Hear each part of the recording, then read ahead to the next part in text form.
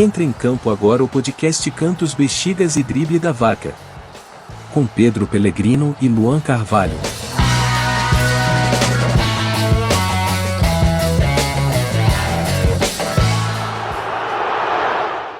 Oba! Começando Cantos, Bexigas e Drible da Vaca. Sejam bem-vindos, quem está escutando pela primeira vez aí, meu nome é Pedro. Eu tô aqui com o meu mano Luan Carvalho. Fala, Pedrão, beleza? Todos os ouvintes Beleza? aí do Cantos, Bexigas e Drible da Vaca. Chegamos para mais um episódio, né? Episódio anterior a gente foi uma pré-temporada, né? Digamos assim. A gente estava aquecendo os motores, arrumando a parte técnica, né? E agora vamos começar para valer, né? Agora estreamos no campeonato, né? Vamos dizer assim. É isso aí, agora o bicho pega. E você que está escutando aí, a gente está em todas as plataformas, TikTok, Instagram, Deezer, Google Podcast, Amazon, né? Isso, todas agora e as que aparecerem aí a gente vai colocar o podcast lá também para todo mundo ouvir. Exatamente. Entrem lá no Cantos, Bexigas e Drible da Vaca no Instagram, mandem seus comentários, suas sugestões e vamos falar. Nós somos apaixonados por futebol e vamos discutir aí, conversar um pouco sobre futebol. E bom, vamos começar já com uma polêmica aqui, né? Bora. Falando de estaduais, campeonatos estaduais. Muita gente fala que os estaduais hoje em dia, não sei, será que são relevantes ainda? O que você acha, Luan? Essa discussão aí, ela vem permeando aí tem bastante tempo, né? Ano após ano a gente ouve esse papo, né? Se os estaduais continuam sendo relevantes, ou se a gente ainda tem aquele romantismo das décadas de 70, 80, 90, de olhar o futebol assim, de uma forma romântica, né? Principalmente os estaduais. Eu tava dando uma pesquisada assim, né? Pra trazer um pouquinho de dados também. Eu li recentemente uma matéria do Lance que ela comenta assim como que funciona o público, né, nos estaduais. Conforme a matéria aqui deles, né, o número de partidas nos campeonatos estaduais no Brasil inteiro no ano passado, de 2022, foram de 1.528 partidas de campeonatos estaduais no Brasil inteiro.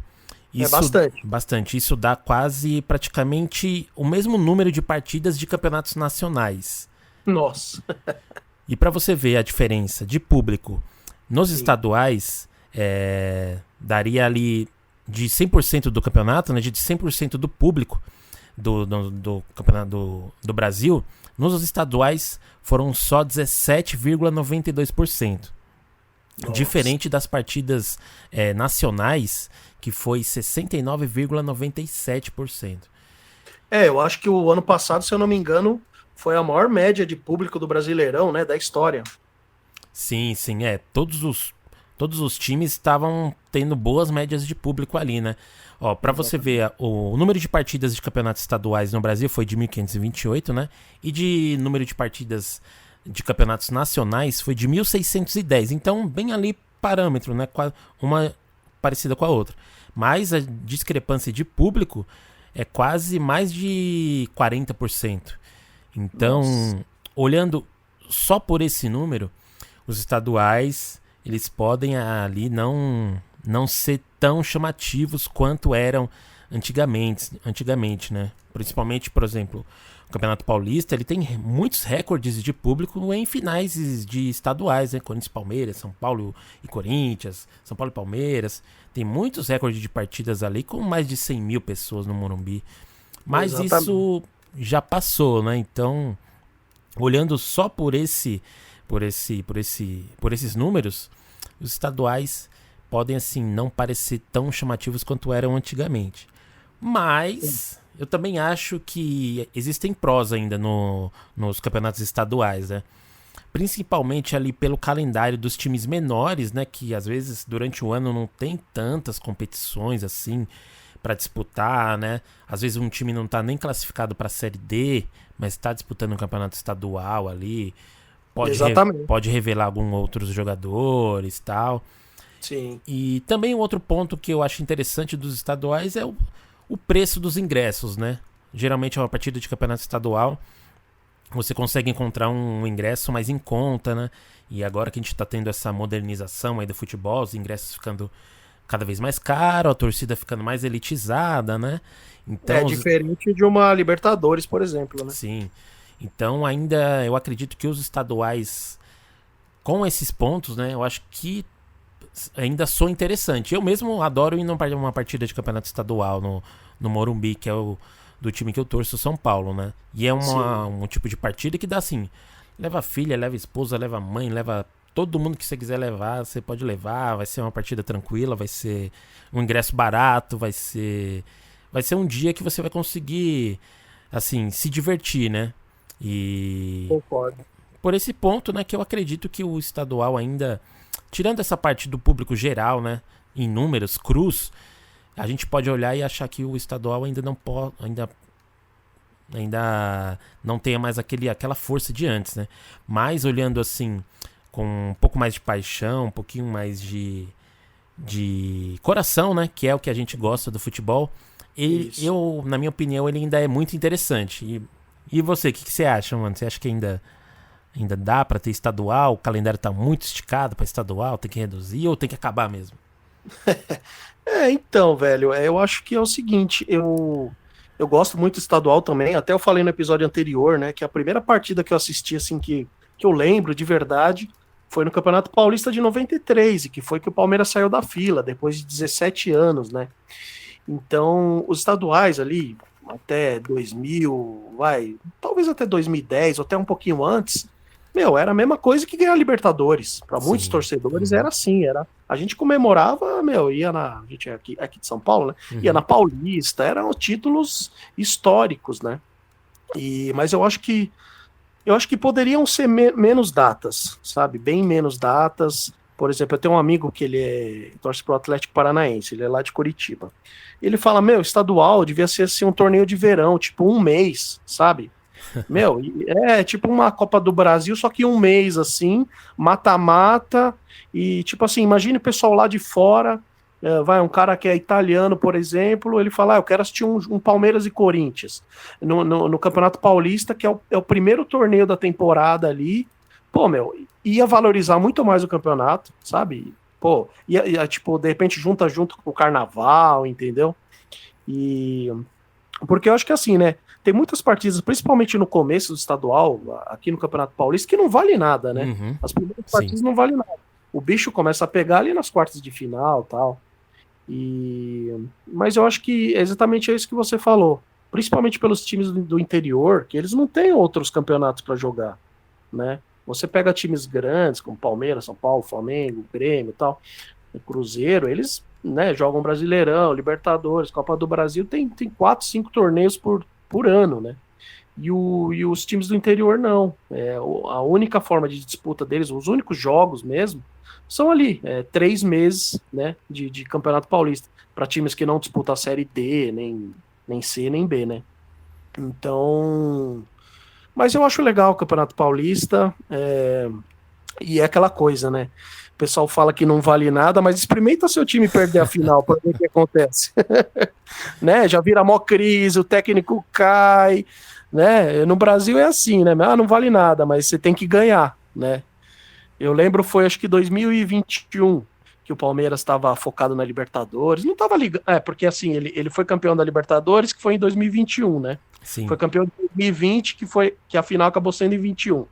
Aí ele foi pro Mundial, aí teve Recopa, teve Supercopa, e no meio de tudo isso, o Campeonato Paulista. Então os caras estavam arrebentados, meu. O Palmeiras jogava 3, 4 campeonatos ali ao mesmo tempo, e aí o Palmeiras estava jogando com o time C. E aí teve um jornalista lá, que eu até gosto dele, o Maurício Noriega, mas ele falando, é um absurdo o Palmeiras não se classificar para as finais. Tava todo mundo bem, o Palmeiras não tinha condições, velho, por isso que tinha que colocar o time C, entendeu, para jogar, mas mesmo assim, chegamos na final, né, e até o São Paulo foi campeão. Mas é isso, estadual, tem gente que fala que não vale nada, mas o time é obrigado a ganhar, né. E outra, o campeonato estadual também, para para os times grandes, né, que é o nosso caso, o São Paulo e o Palmeiras, ele serve ali também como um ajuste, né, porque tem muita contratação chegando, muita gente saindo, então serve ali para testar muito a galera da base, uma molecada nova, para ver como é que se comporta, né, num estádio cheio, sob pressão.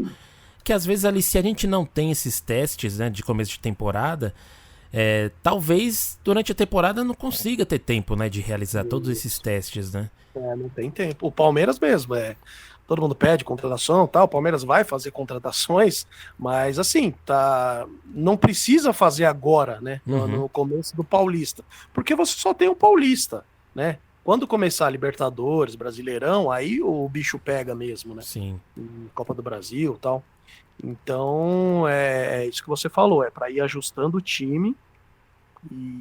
E falando em Campeonato Paulista, esse final de semana aconteceu uma coisa inédita, assim, né?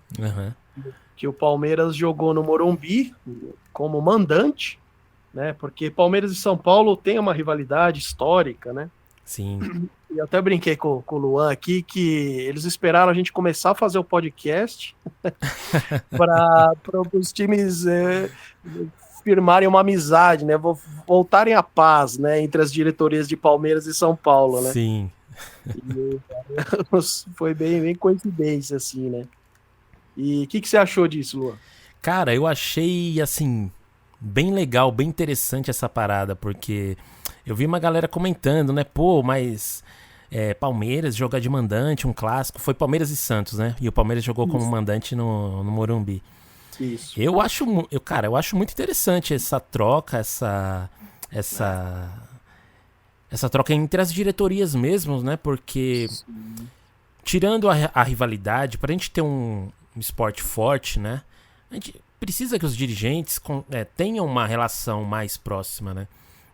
Uma coisa é a gente, entre amigos, se zoar, brincar um com o outro, tal. Às vezes até briga, né? Sai briga entre amigos, mas depois fica tudo certo. Mas assim, os dirigentes, como a gente espera que eles sejam profissionais no que fazem, né? A gente também espera que eles tenham essa troca, né? Esse network. Sim. Ter essa possibilidade de, o estádio do Allianz vai ter um show, vai ter algum evento e não vai poder jogar. Então ele ter a possibilidade de jogar no Morumbi, que é um estádio que a maioria que quem mora em São Paulo já conhece, né? Já deve ter ido alguma vez. Tem metrô perto, então, eu acho muito bom. E o São Paulo também é a mesma coisa, né? Caso tenha algum show, algum evento no Morumbi, poder utilizar o Allianz ali, né? Que também é perto do metrô, mais perto que o Morumbi ainda, né? Verdade. E eu acho que, assim, o futebol paulista só tem a ganhar e eu espero que essa relação se estreite cada vez mais entre São Paulo e Palmeiras, se expanda, né, entre os outros times da capital, Corinthians, o Santos da Baixada, entre outros, e também se espalhe pelo Brasil, né, porque pra gente conseguir ter um esporte forte e voltar a ser divertido igual era antigamente, a gente poder ter um clássico, ter as duas torcidas fazendo duas festas, todo mundo cantando, todo mundo torcendo junto, né? Cada um com o seu time, mas ter um estádio ali dividido, a gente tem que torcer para que os dirigentes tenham essa iniciativa, porque de nós torcedores, a gente sabe, porque, se vai ter um clássico Palmeiras e São Paulo, Pedro pode vir na minha casa aqui assistir numa boa, e eu acredito que eu posso ir na casa do Pedro também assistir. Então Exatamente. A gente vai ter a zoação de amigos, de torcedores, mas vai ter sempre o respeito. Então a gente eu espero, né, que os dirigentes também tenham esse profissionalismo e ver que, além de tudo, o esporte é um negócio, né? Então, se o Palmeiras vai ter um jogo importante e pode jogar num estádio que cabe 60 mil, ou num estádio que cabe 20 mil, compensa muito mais num estádio que cabe 60 mil, né? E o São Paulo também é a mesma coisa. Então, eu acho que é interessante, eu gostei disso, eu espero que continue. E você, o que você achou? Então, o futebol brasileiro só tem a ganhar, né? Porque Por exemplo, ontem tinha quase 50 mil palmeirenses. Sim, E foi legal porque aqui o ingresso no Morumbi ele é mais barato que no Allianz Parque. sim. Né? Então, muita gente que não tem condições de ir no Allianz Parque, porque uma que é, normalmente você só consegue ingresso se você for sócio torcedor, né? O Avante lá do Palmeiras. Sim. E você não consegue comprar ingresso, é muito difícil. E agora no Morumbi, pô, tinha arquibancada R$ 40, meia R$ 20, né? Aham. Então, o povão mesmo, porque é isso que muita gente critica, que elitizou o futebol, tanto no Itaquerão do Corinthians, como no Allianz Parque, porra, o povão não consegue mais assistir, Sim. né? Então eu acho válido, muito legal. Infelizmente também eu acho que essa parceria voltou a acontecer porque acabaram com o Pacaembu, né? Infelizmente acabaram com o Tem Pacaembu. isso. Verdade. E porque senão o Palmeiras jogaria lá, o São Paulo jogaria lá, o Santos jogava, o Corinthians. Então, mas eu acho que é legal, porque eu tava até conversando com um amigo meu, o Rodrigo, corintiano, gente boa, que a gente tava falando isso, que o futebol brasileiro, se os times se unissem, ao invés de ficar, não, aquele ali não pode ser melhor que eu tenho que puxar o tapete dele. Pô, aqui o Brasileirão, meu, com certeza seria, sei lá, só perderia pra Premier League, sabe? Seria o segundo, terceiro do mundo, assim, o Brasileirão, né? Se eles fizessem um negócio sério mesmo, se a CBF não roubasse Exatamente. tantos casos de escândalo, né? Mas é isso, não, eu quero ser melhor que você e que se dane. Só que assim, se eu me juntar com você, eu vou conseguir mais dinheiro, né? O pessoal não consegue ver isso, né? Exatamente. O futebol brasileiro ele tem um potencial tão grande de venda lá fora, né? Sim. Porque é um campeonato que revela grandes craques, né? Exatamente. Então, pô, se a gente vê um número que é até engraçado, o país que tem mais número de gols na Champions League é o Brasil. Então, é um país que não é nem europeu e Sim. onde tem os jogadores da nacionalidade que tem mais gols. Então, qual torcedor, assim, dos outros países que não gostaria de ver assistir uma liga de futebol que poderia ter um futuro Neymar, um futuro Rodrigo, um futuro Vini Júnior, que todo ano surge um cara assim, né? Pô, exatamente. Quem gosta de futebol ao redor do mundo, tenho certeza que iria assistir o Campeonato Brasileiro, iria pagar pra assistir o Campeonato Brasileiro por ter essas revelações, né? E também pelos clássicos e pelo campeonato que é bem concorrido e pelos jogadores, né? Porque, pô, já pensou, você assiste e vê nascendo ali um Messi da vida, um Neymar da vida, você fala, pô, eu vi o Neymar quando começou, tal, pô, é sensacional, né? Então, vamos torcer, né? Vamos torcer que um dia nosso esporte aí nacional fique mais forte ainda, né? A gente aqui do CBD, Cantos, Bexigas e Drible da Vaca, estamos aqui unidos para o melhor do futebol. Isso aí. E vamos que vamos. E assim, falando em nacional também, em nacional não, em campeonato estadual, na verdade, o que você tá achando do Luizito Soares no Grêmio? Pô, que começo, né? Que começo desse cara. O monstro. Geralmente a gente vê esses medalhões assim, né, vindo pro Brasil, tal, vi com aquela festa, né, de entrada, aquela festa, vende um monte de camisa, mas quando entra em campo, você vê que o cara tá fora de forma, tá com isso, tá com aquilo, aí ele fala assim, não, pô, vou entrar em forma, vocês vão ver. E aí passa 6 meses, 1 ano, e aí dá um tempo, ele já tá querendo voltar pra Europa, e o Luizito Soares tá sendo totalmente diferente, né? Teve a festa, ele foi apresentado lá na Arena do Grêmio com uma baita festa, mas assim, entrou em um tempo, ele já fez 3 gols, né? No primeiro jogo, no primeiro tempo, ele já fez 3 gols. É um cara diferenciado, né? Dá pra ver que ele joga futebol com prazer, ele tá fazendo ali o que ele ama, e ele ama tá ali, participar, fazer gol, dar assistência.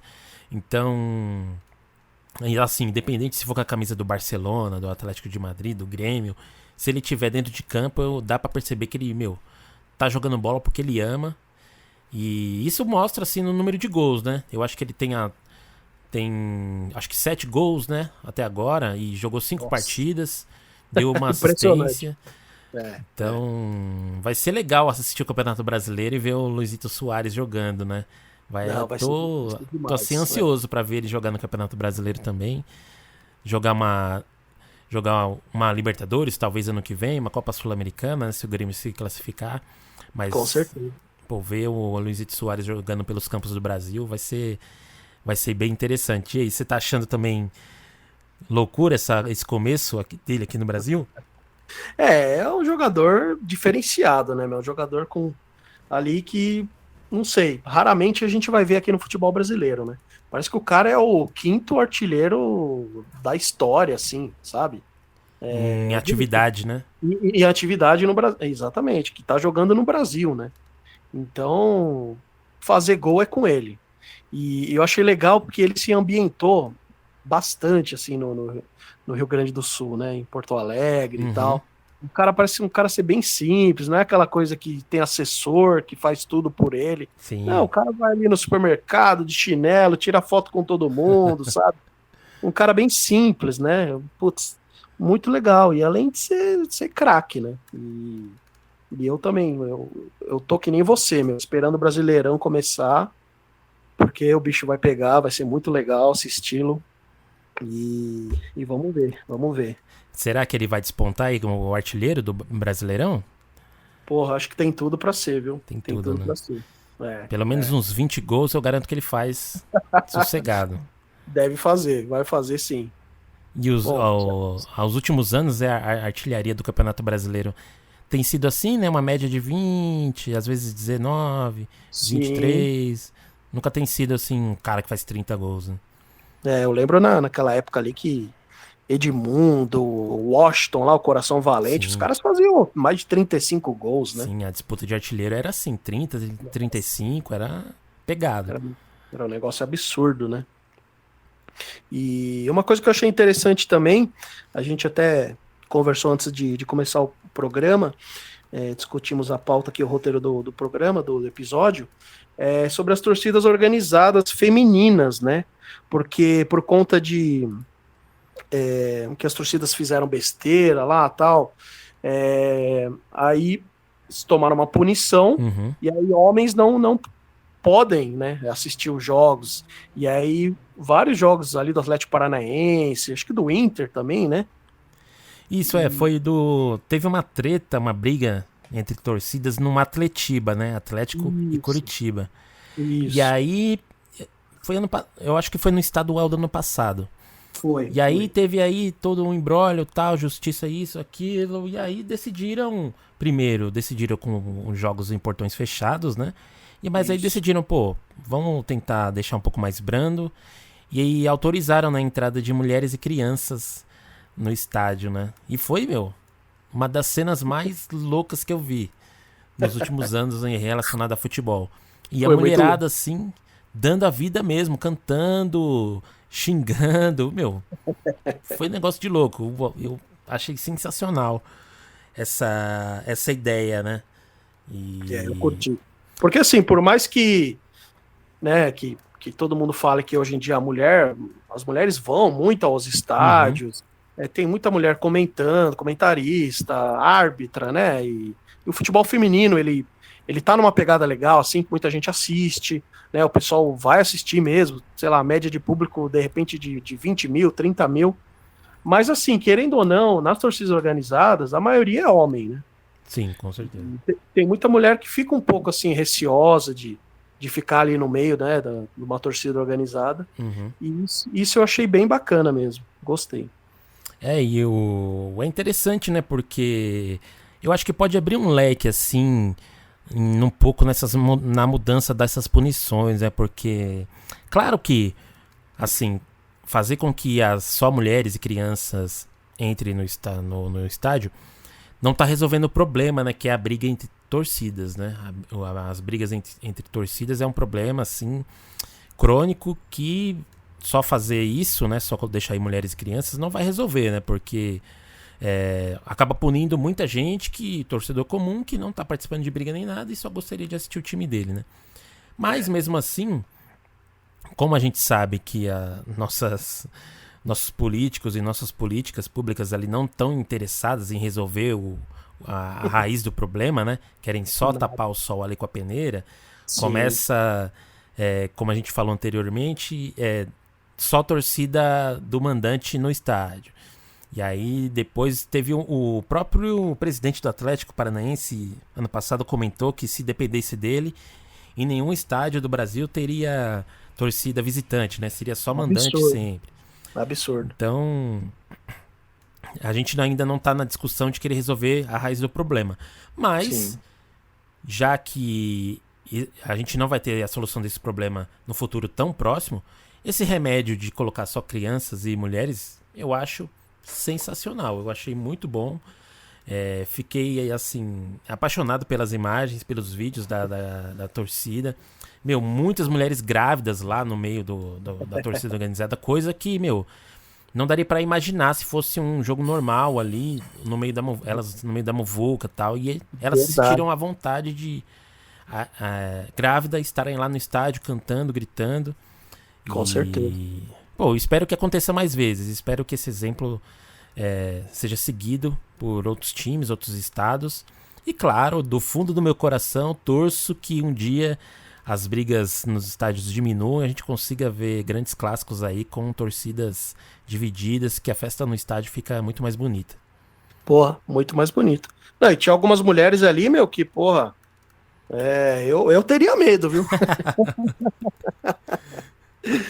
Ai, ai. Muito bom, muito bom. E, mano, deixa eu te falar, mudando um pouco de assunto aqui, na verdade você até falou, né, do Vini Júnior e tal. Uhum. E essa história, esse preconceito, esse racismo que ele vem sofrendo, absurdo, né? Descabido, uma coisa impensável. Pleno 2023, os caras pegando no pé dele, não é nem pegando no pé, né? Fazendo coisas grotescas, né? Sim. Coisas de, não sei, Criminosas, não é mesmo? criminosas. E, pô, o que você acha disso, meu? Cara, assim, tempos que a gente não gostaria de ver, coisas que a gente não gostaria de ver em 2023, né? Recentemente eu tava ouvindo um dos podcasts que eu gosto de ouvir, né? O da Trivela. Sim, E aí muito eles estavam comentando que, assim, o time do Real Madrid na Espanha, né? Já há muitos anos, o Vini Júnior não é o primeiro jogador negro, assim, destaque no Real Madrid, não é o primeiro jogador negro a ter o drible, né, como um dos seus pontos fundamentais no jogo. Não é o primeiro jogador negro que faz gol e dança no final, mas ele tem essa galera em cima dele, né, sempre tendo cânticos racistas, seja no estádio, nas redes sociais. E aí eu fiquei pensando comigo, a pergunta, né, que fizeram no episódio era por que tem essa diferença assim, né? Por que outros jogadores que já passaram pelo Real Madrid tinham características de futebol parecidas e não tinham tanto isso, e o Vini tem? Desculpa te cortar, são os próprios torcedores do Real Madrid, né? Sim, a gente não pode deixar de falar que a torcida do Real Madrid é bem racista também, também. Os casos aconteceram lá com o Atlético de Madrid, né? Mas Sim. a torcida do Real Madrid tem um histórico aí que, se você buscar, você vai ver que eles não são mocinhos na história. Mas assim, na minha opinião, eu acho que o Vini tem essa perseguição porque ele é um dos únicos jogadores, assim, da seleção brasileira, por exemplo, que ele consegue dar nome aos bois. Quando ele é xingado no estádio, ele fala, ó, isso é racismo. Verdade. O que está acontecendo comigo é racismo, é um crime, e eu quero que a federação, quero que os times envolvidos punam essas pessoas. Sim. Em contrapartida, claro que a gente teve diversos casos de racismo com outros jogadores brasileiros, inclusive na Espanha, né? O Daniel Alves, por exemplo, foi um que uma vez tacaram uma banana nele. Mas Ele comeu, né?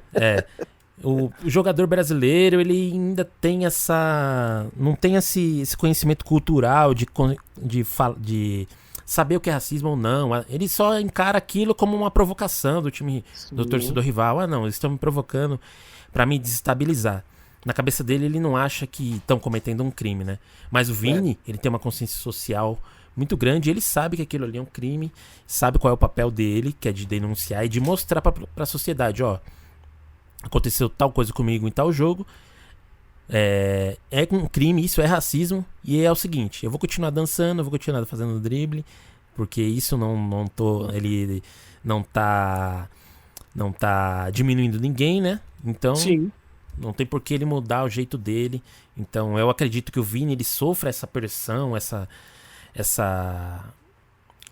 de toda a torcida ali, né, do Atlético de Madrid, tem uma parte que é porque ele sabe falar a real que tá acontecendo, né? Os casos de racismo que tá acontecendo com ele é um crime e ele tá sendo muito, muito incisivo, né, em cobrar atuações da La Liga, do governo espanhol, catalão, seja qual for ali, porque a gente tem certeza que não é toda a torcida do Atlético de Madrid, não são as 60, 70 mil pessoas que estão no estádio ali que estão ofendendo ele, e sim uma parte. Então ele pede que essa parte racista e criminosa seja punida ao rigor da lei, e como a gente sabe, assim como no Brasil, né, o racismo lá na Espanha também é crime, então não tem por que não ser punido. Se tem imagens, tem nome, tem tudo das pessoas, então basta querer punir, né? O mundo mudou, né, meu? Antigamente tinha o folclore, não, no campo vale tudo, mas não é mais assim. Sim. Não é mais assim. Esses dias eu vi, porque eu faço um curso de jornalismo esportivo, e o assessor do Grêmio contou pra gente, assessor de imprensa do Grêmio, que ele tava na Copinha, Copa São Paulo. O Grêmio tava jogando com um time, acho que Francana. E aí a torcida da Francana começou com aqueles cânticos que gaúcho é tudo viado, Sim. sabe? Uhum. Ele disse que foi lá meio que tentar parar o jogo, falar com o juiz, e a Francana vai sofrer punição, entendeu? Porque, assim, estamos em outros tempos, né? Não dá mais pra... Né? A gente já falou das mulheres e tal. E pra quê? Você não precisa ofender o outro, né, meu? Você... Sei lá, existem outras formas até de você tirar sarro do adversário, mas não a orientação, opção sexual do cara, da mulher, entendeu? Nem a cor da pele, né? Sim. Raça, religião, exatamente. Então... infelizmente no futebol mundial ali a gente vê muitos casos assim, né? O Vini, ele tá saindo da vez, né? Mas a gente já teve aí, até com o próprio Zidane na seleção, o Mbappé também já teve casos. Também. O Lukaku na Bélgica, né? Então, sempre tem casos assim, né? Não, eu acho assim, né? Quando o jogador faz gol, assim, o meu modo de ver, né? O que eu gosto é que o cara comemore gritando, sabe, dando soco no ar, tal. Mas, pô, eu vou falar que não, o cara não pode comemorar dançando, meu. Pô, é o jeito brasileiro. O brasileiro é assim. Começou, sei lá, desde a Copa de 94, Bebeto e Romário, fazendo dancinha, embalando o nenê, né? E, pô, o futebol brasileiro é alegria, meu. Assim, eu confesso que eu não gostava muito do Vini Júnior, mas quando, na Copa do Mundo, eu vi que o cara é muito bom, entendeu? Pô, eu comecei a acompanhar assim e falei, pô, o cara é bom, meu, o cara vai pra cima. É o que você falou. Ele é um dos poucos jogadores que tenta o drible, né? Porque hoje em dia a coisa é muito robótica, né? Então, é isso aí, meu. Ele tem que continuar fazendo o que ele gosta. Pô, o cara faz gol, comemora dançando mesmo, e se os racistas não estão gostando, meu, continua. Na Copa do Mundo mesmo, né, você citou, eu acho que foi algum técnico comentou, o Brasil só sabe dançar, tal, não sei o quê, e aí o Rafinha depois, no dia seguinte, dias depois, deu uma declaração, a gente tem pelo menos umas 10 dancinhas já ensaiadas aí, né? Tipo assim, você não quer ver o brasileiro dançando no seu estádio? Não toma gol dele, né? Não toma gol dele, tranca bem a defesa. Acho que foi aquele... Eu, como sou palmeirense, não gosto, mas aquele cara, acho que é Gary Neville lá, sei lá. Né? Acho que foi aquele cara que fez o cruzamento lá que o Marcão falhou no Mundial em 99. Foi esse idiota. Eu já não gostava dele, agora eu gosto menos ainda. Não, esse cara aí é um mala sem alça. E aí inglês, né? Inglês também se ajuda. Não, e foi legal que qual é o nome daquele jogador americano? É Alex, aquele barbudo, ele defendeu o Vini Júnior. Aquele zagueiro lá que até jogou contra o Brasil em 94, que ele é roqueiro e tal. Lalas, é verdade. Alex Lalas, isso. E ele defendeu o Vini Júnior. Ele falou, meu, que palhaçada esse negócio desse jogador inglês tá falando aí, meu. Né, o cara não tá ofendendo ninguém, o cara só tá dançando e ainda comemorando o gol, né? Sim. E é isso, meu. E falando de Mundial tal, o que você tá achando dessa demora da CBF em contratar um técnico, hein? Olha, eu acredito, eu quero acreditar, né, que essa demora tá sendo para ser feita uma escolha assim bem pensada. Sim. Eu espero que a CBF esteja assim pensando com calma mesmo sobre o novo técnico, sobre o estilo de jogo que quer que o Brasil tenha, né, com esse novo com esse novo técnico. Sim. Porque a gente pode ser surpreendido, né? De, assim, demorar muito pra escolher e escolher um Mano Menezes da vida, sei lá. Joel Santana. Então, nada contra o Mano Menezes, né? Mas ele já passou pela seleção e fez um trabalho mediano, né? Então, a seleção brasileira, como tem os melhores jogadores do mundo, né? Eu acredito que o técnico também tenha que estar à altura. Eu acho que chegou a hora de um técnico estrangeiro, né? Também, concordo com você, cara. Concordo porque o técnico brasileiro, assim, ele tá... Eu vejo alguns muito enciumados quando tem algum técnico estrangeiro aqui no Brasil que faz sucesso. E outros que também não fazem questão de, assim, melhorar, né? De aprender. O próprio Renato Gaúcho teve uma declaração, né? Nos últimos anos aí, que falou que não precisava estudar para ser técnico. Ele não precisava estudar nem nada. Assim, precisa, né? Como toda profissão, precisa se estudar, precisa se reciclar. Nem sempre o que tá dando certo hoje vai dar certo amanhã. Então, eu vejo que o técnico brasileiro ele ainda tem um pouco essa mentalidade. E outra, a CBF criou o curso de técnicos dele, né? Há muito pouco tempo, né? E tem só um curso de técnicos, né? No Brasil inteiro, para você, se você quiser virar um técnico profissional, só existe um, que é o da CBF. E assim, muito caro, muitas etapas, você vai passar muito tempo estudando. Então, dá para perceber que, como profissão, técnico no Brasil, infelizmente está atrás de alguns outros países, né? Portugal, por exemplo, que é uma das escolas que está tendo bastante técnicos agora no Brasileirão, no Campeonato Nacional.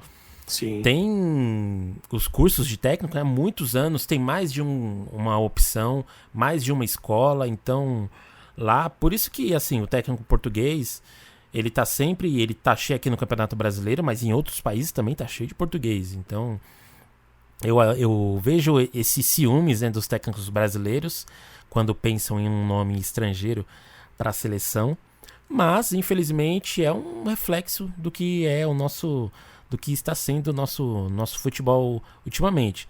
E olhando por esse lado, eu acredito que pode ser uma troca legal, porque a gente vai ter ali o conhecimento desse estrangeiro, né, sobre o futebol, sobre como ele pensa, e ele, claro, vai ter os melhores jogadores do mundo à disposição dele ali. Ele vai ter, em cada posição, vai ter pelo menos 2 jogadores de bom nível para excelente. Então, que técnico no mundo não queria pegar um time que você tinha um titular e um reserva top, jogador top do mundo.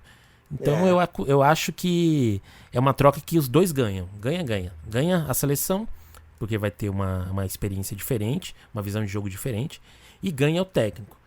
Claro que esse técnico estrangeiro que chegar, ele tem que ter ciência da nossa cultura, de tudo que envolve o futebol brasileiro, né? Como a gente falou agora há pouco do Vinícius Júnior. O jogador brasileiro ensaia lá 10 musiquinhas pra, se ele fizer 10 gols no jogo, ele vai dançar as 10. Então não adianta a gente chegar um técnico mais ranzinza e falar, não vai ter dança. Não, tem que ter dança. Os caras têm que descolorir o cabelo, se eles quiserem. Porque o futebol brasileiro é isso. Tem que ter dancinha e o técnico estrangeiro tem que chegar já ciente disso. E claro, o futebol brasileiro ele também é um futebol pra frente, né? Que propõe um jogo. Então, ele também tem que ter ciência disso, que, sei lá, talvez ele tenha bons resultados, mas se o futebol não for envolvente, igual o Dunga mesmo. O Dunga teve uma boa passagem, teve na primeira passagem, né? Bons resultados. Chegou bem na Copa, né? Acabou perdendo ali pra Holanda num detalhe. Mas o futebol que ele apresentava não era aquele futebol envolvente, né? Ganhava jogos, empatava, assim, mas não tinha grandes jogos, né? Grandes atuações. Exatamente. E o técnico estrangeiro tem que ter toda essa sensibilidade, né? Eu acho que pode ser qualquer um estrangeiro, menos o Abel Ferreira. Eu já acho o contrário. Pode ser qualquer um, e inclusive o Abel. Preferencialmente o Abel Ferreira. Primeiro lugar o Abel, né? Se não for o Abel, aí escolhe outro. Se o Palmeiras para de ganhar, né? Mas eu acho o seguinte, meu, com certeza você é São Paulino, você já deve ter ouvido falar nisso. O São Paulo tinha um técnico húngaro que ele ensinou muito o Vicente Feola, que foi o primeiro técnico a ser campeão mundial em 1958 com o Brasil. Né? Eu esqueci o nome do técnico agora, mas era um técnico húngaro da escola húngara, que até vou ler para vocês um episódio da Copa de 54 daqui a pouquinho, e que fala do jogo entre Hungria e Brasil. Mas é isso, o São Paulo tinha... É o Bela Gutmann. Isso, é esse mesmo. O húngaro. Ele mesmo. Esse mesmo. E ele ensinou muitas coisas pro Vicente Feola. Aí o Vicente Feola foi lá e na Copa do Mundo de 1958 e o Brasil foi a primeira vez que foi campeão mundial. Uhum. Né? Então é isso, meu, é conhecimento. Não adianta falar, não, nós somos brasileiros. Sim, o Brasil é o que tem mais qualidade técnica, sim, né? Mas não adianta só isso. Né? A gente ficou muito para trás, é só ver aí. Quanto tempo que o Brasil não ganha uma Copa do Mundo? Uhum. Sempre sendo eliminado por time europeu. Sim. Então, nós precisamos, né, evoluir nesse aspecto e parar com essa frescura. Ah, não pode técnico estrangeiro. Né? Nem que faça um teste, meu. De repente, se o cara ficar um ano, garanto que, sabe, vão aprender muitas coisas. E você até falou do Mano Menezes, eu lembro engraçado. Fizeram uma sacanagem com o Mano Menezes, na verdade, né? Porque eu lembro que o primeiro jogo foi Brasil e Estados Unidos, que ele estava dirigindo o Brasil, e o Brasil tinha Ganso, Neymar e Pato, e foi 4-0 pro Brasil contra os Estados Unidos, e o Brasil jogou bem pra caramba, né? Sim, foi a estreia dele, a estreia do Neymar também, Isso, né? Isso, exatamente.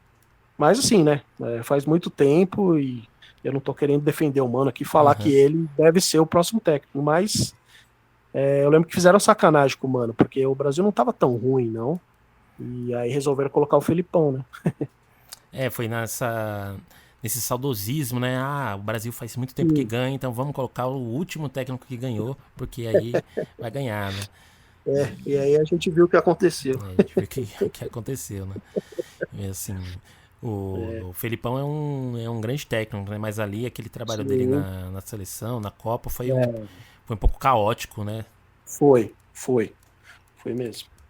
E, Luan, que agora vai começar o Mundial, né? O Mundial de Clubes. O Flamengo ali tá representando futebol sul-americano e tal. O que você tá esperando desse Mundial? Cara, eu vejo o Flamengo ali até com uma certa esperança, assim, né?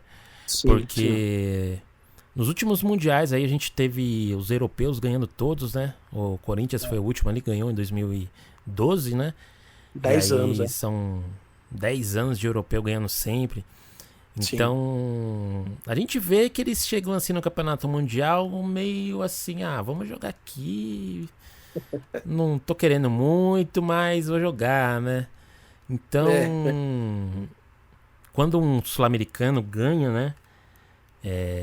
Dá uma acordada neles. Eu falo, opa, peraí, né? Se a gente quiser ganhar, a gente vai ter que jogar a bola, né? Porque os caras não são fáceis, né?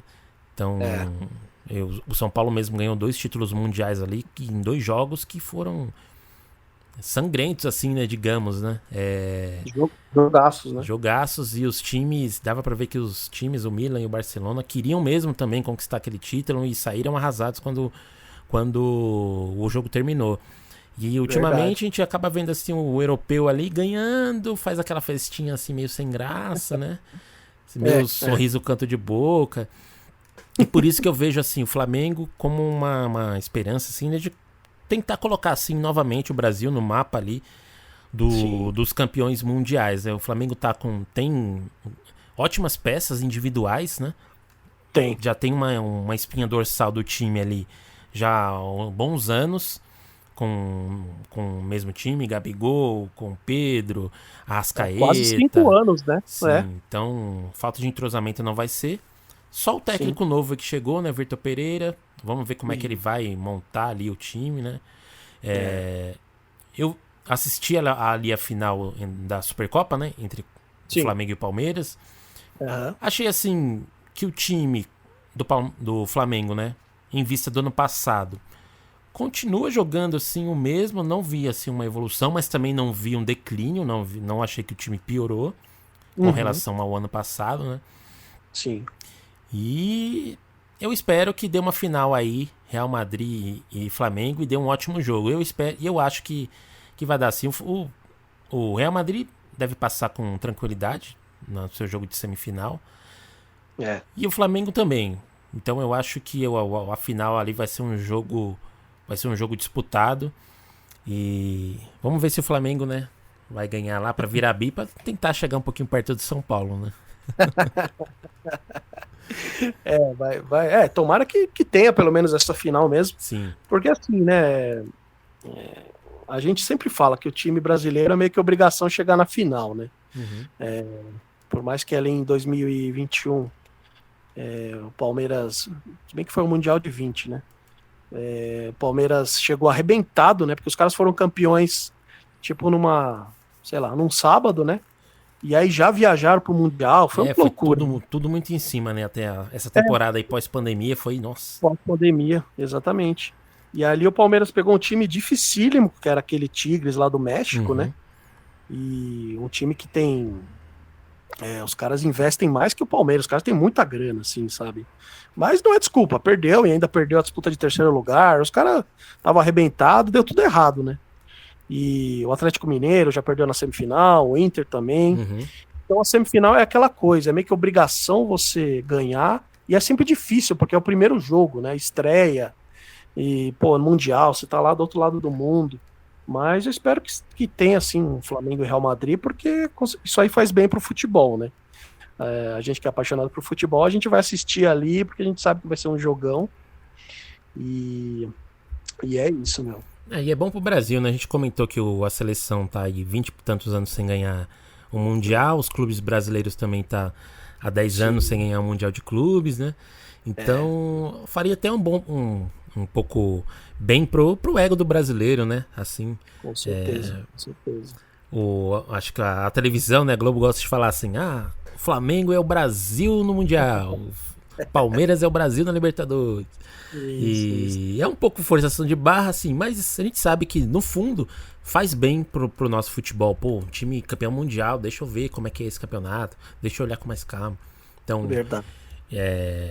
Se rolar uma final ali, Flamengo e Real Madrid, pô, eu apostaria minhas fichas que o Flamengo teria grandes chances de levantar esse caneco aí. Não vai ser fácil, né? Como toda final de Mundial. Mas E se você olhar pra trás, assim, dos últimos anos, eu acho que tá mais próximo de ganhar do que, por exemplo, contra o Liverpool, né? Que foi em 2019, 2020, né? Que o Flamengo também foi. Pode ser, Eu acho que tá mais próximo de ganhar esse ano do que das outras oportunidades, né? E a gente comentou sobre o Vini Júnior, e vai ser engraçado, né? Porque ele é cria do Flamengo, né? Enfrentar o Flamengo numa final ali. talvez seja a única vez que se ele fizer um gol, talvez ele não comemore. Sim. Coisas que o futebol... causas que o futebol traz pra gente, né? Muito louco. Muito, muito bom, Luan. E, estamos chegando ao final do episódio aqui. Quero agradecer a todo mundo que tem escutado. Pô, entrem aí no nosso canal, estamos em todas as redes sociais, escutem no seu stream favorito. E eu quero terminar. Você quer se despedir, Luan? Ou eu termino aqui falando sobre o livro aqui? É isso aí, deixa eu dar um recadinho final então. Pô, galera, segue lá o Cantos, Bexigas e Drible da Vaca. Ó, no seu tocador de streaming aí, segue a gente também, tem um botãozinho de seguir, que aí toda vez que sair um episódio novo, você vai receber a notificação. E se onde você estiver ouvindo, tiver como avaliar, avalie a gente lá também, dá 5 estrelas, dá joinha, seja lá qual for a avaliação positiva, ajuda a gente bastante, porque assim as plataformas começam a divulgar o nosso podcast.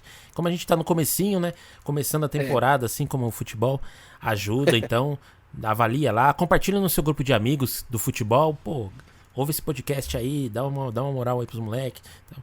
E depois manda uma mensagem pra gente lá no Instagram, no TikTok, falando qual o time que você torce, qual a cidade que você fala. Fala aí pra gente qual o time que você quer que a gente comente aqui também, se ficou faltando algum assunto.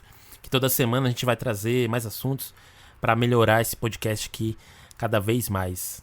Fechou, Pedrão? Então quer dizer agora que você vai declamar um trecho de um excelente livro aqui pra gente, né? É um quadro aí, né? Que a gente acabou de criar agora, meia horinha atrás, né? Já diria Roberto Avalone, pitadinha histórica. Eu estou lendo a biografia do Garrincha, Estrela Solitária, do Rui Castro. Eu nunca tinha lido e minha mãe tinha aqui na biblioteca dela, e aí eu falei, eu vou ler, né? Precisa ler, né? Eu sei que é uma obra-prima esse livro, muita gente fala, já tem há mais de 30 anos, e deve ter uns 25 anos por aí da publicação, e todo mundo fala, né, que é um livro obrigatório para quem gosta de futebol. E aí eu vi uma passagem aqui muito legal, eu até comentei da seleção da Hungria, da Copa de 54, né, que foi na Suíça, né, se eu não me engano. E aí eu vou ler aqui para vocês rapidinho, porque é uma história muito legal aqui, uma participação do Brasil na Copa de 54. E valeu, Luan, obrigado aí por mais um episódio. Que isso, tamo junto. E aí eu vou ler aqui, e aí a gente já finaliza. Boa. Vamos lá. Em junho daquele ano, o Brasil estava indo bem na Copa do Mundo, até saber que seu próximo adversário dali a 3 dias, nas quartas de final, seria a imbatível Hungria. 1954, né? O pânico tomou conta dos dirigentes brasileiros na concentração perto de Berna. Era como se o Brasil já estivesse derrotado antes do apito inicial. A minutos de entrar em campo, eles reuniram a delegação do goleiro Castilho ao cozinheiro Laudelino e a submeteram a uma rebumbante sessão de lavagem cívico-cerebral. O Páredro era dirigente, né? Naquela época eles chamavam de Páredro. O Páredro Luiz Vinhais desfraudou uma bandeira brasileira e obrigou os jogadores a beijá-la. O locutor Geraldo José de Almeida comparou-os aos pracinhas mortos na Segunda Guerra e exortou-os a vingar os nossos rapazes enterrados em Pistoia, na Itália. E dando o toque sinistro que faltava à comédia patriótica, o chefe da delegação, João Lira Filho, disse uma frase que soou como requiem para 11 cadáveres presentes. Façam milagres, mas vençam a Hungria. Vencer como? Os jogadores olharam uns para os outros. E com aquele tipo de estímulo, ninguém ali jamais vira a Hungria jogar. O treinador Zezé Moreira nunca fora à Europa e só conhecia os adversários pelo Cineac Trianon, quando a sessão Passatempo exibia alguns segundos de futebol em cinejornais estrangeiros como o British News ou as atualidades francesas. Em compensação, sabia-se de sobra da fama da Hungria. Em 1952, com aquele mesmo time, ela fora medalha de ouro nas Olimpíadas de Helsinki. Estava invicta havia quase 30 jogos, e poucos meses antes deram uma sova na Inglaterra em pleno estádio de Wembley, nas barbas da Rainha Mãe, 6-3. Era a primeira vez que os ingleses eram derrotados em Londres, desde a invenção do futebol. Na revanche, em Budapeste, fora pior ainda, Hungria 7-1. E na Copa, a Hungria vinha arrasando, 9-0 na Coreia do Sul, 8-3 na Alemanha. Seu time era um ninho de cobras, Puskás, Sibor, Koskins, Budaj, todos os oficiais do exército húngaro e 10 deles do Honvéd, considerado o maior time do mundo. Seu treinador, Gyula Mandi, devia ser um gênio. Em todas as partidas, a Hungria fazia 2-0 com 10 minutos de jogo. Como se isso fosse parte da regra, não importava contra quem. E só depois partia para o massacre. Esses números soavam como gongos na cabeça dos brasileiros antes do jogo.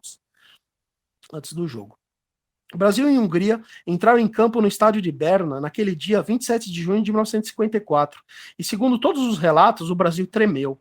Não adiantaram o beijo na bandeira, os mortos de Pistoia e o apelo a um milagre. Os dirigentes haviam conseguido reduzir a 0 o moral dos jogadores. Como de hábito, os húngaros fizeram 2-0 em 7 minutos.